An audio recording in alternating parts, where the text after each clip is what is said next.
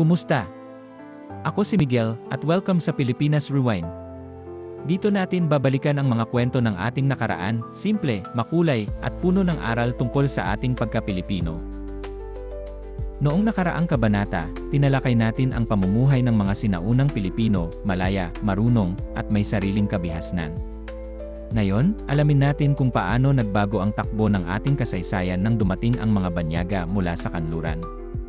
Ito ang simula ng isang mahaba, masalimuot, at makasaysayang yugto, ang panahon ng mga Espanyol.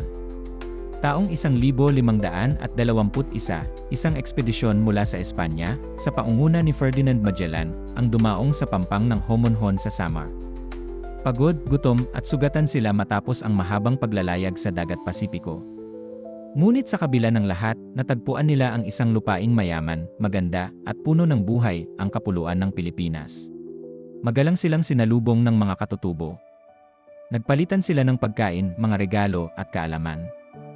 Dito unang nasilayan ng mga Espanyol ang kabutihang loob ng ating mga ninuno, mga taong marunong rumespeto at tumulong sa kapwa.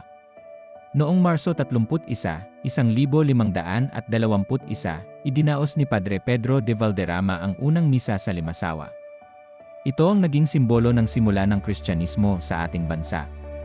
Dito unang ipinakilala sa ating mga ninuno ang bagong pananampalatayang dala ng mga Banyaga.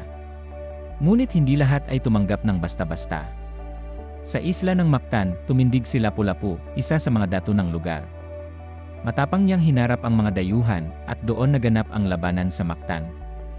Sa araw na yon, napatay si Magellan, at dito unang pinatunayan ng mga Pilipino ang kanilang diwa ng kalayaan at tapang. Bagaman natalo si Magellan, hindi doon natapos ang interes ng mga Espanyol sa ating lupain. Pagkalipas ng halos 40 taon, bumalik sila. Ngayon ay may mas malinaw na layunin, sakupin, pamunuan, at palaganapin ang kanilang relihiyon. At dito nagsimula ang mahigit 300 taon ng kolonisasyon sa Pilipinas. Mula sa pagdating ni Magellan hanggang sa pagtatatag ng pamahalaang Espanyol, unti-unting nabago ang ating kultura, pananampalataya, at paraan ng pamumuhay.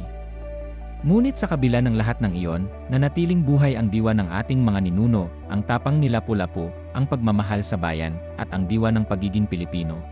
Ako si Miguel, at ito ang Pilipinas Rewind. Sana ay may bago kang natutunan sa ating paglalakbay sa kasaysayan. Huwag kalimutang mag-subscribe at panoorin ang susunod na kabanata, dito lang sa Pilipinas Rewind. Hanggang sa muli!